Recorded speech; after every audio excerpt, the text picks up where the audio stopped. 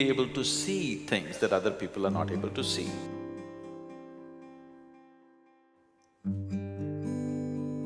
Leadership is not about you asserting yourself over somebody.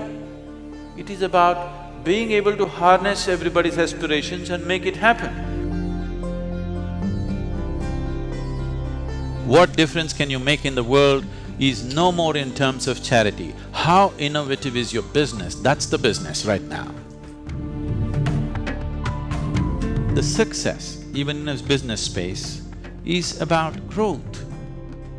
How many people are you touching? How vast is your operations? This is the growth of a business, not necessarily how much gold have you kept. For the very first time in the history of humanity, we have the necessary resource, we have the necessary capability, we have the necessary technology to address every human problem on the planet. Even 25 years ago, we couldn't have dreamt of it. But the only thing that is missing is consciousness.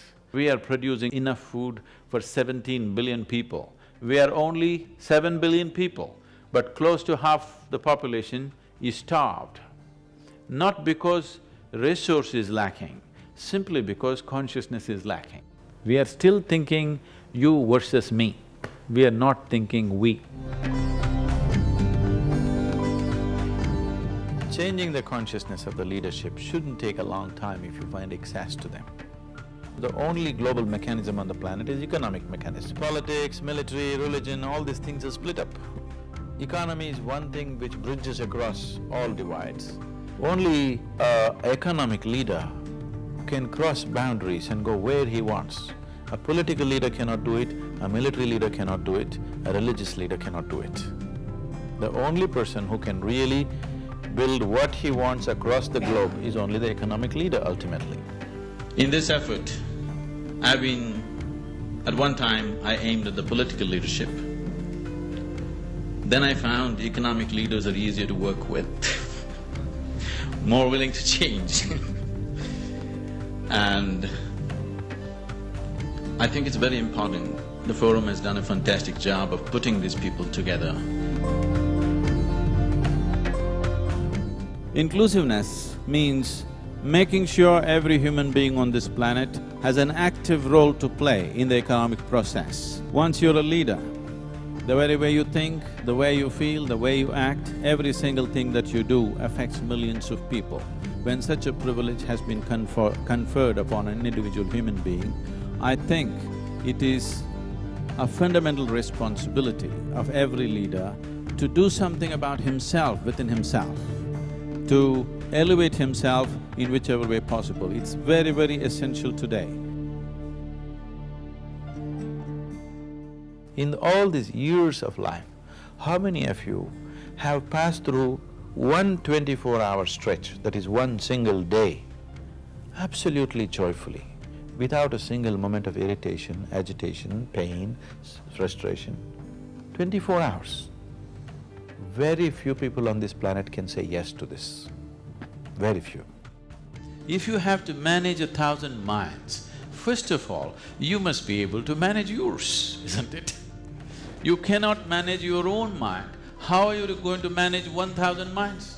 The only and the worst crime that you can commit in this world, in this life, is you did not explore the full depth and potential of life. Somebody decides what I should eat, what I should wear, where I should go, where I should not go, you call this slavery.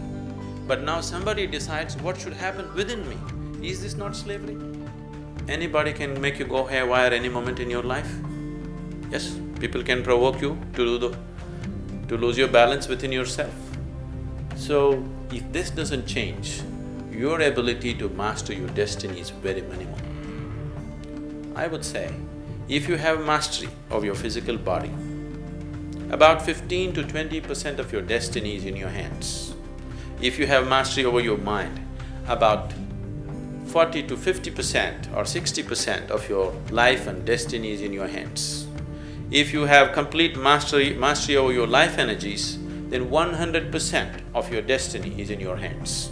The very process of life and death is in your hands. To that extent, one can take his destiny into his hands. But right now you're just thinking about everybody taking your cue and following the leadership the way you want it. You want your industry to go your way, you want your management to go your way, you want your family to go your way. Even on that level, if you have much more control over your physical body, your mind, your emotion and your energies, you will see very easily the world will start following you. Rather than you being a slave of the situations, you start creating situations the way you want it. So this is an inner science. As there is an external science for external well-being, there's an inner science for inner well-being.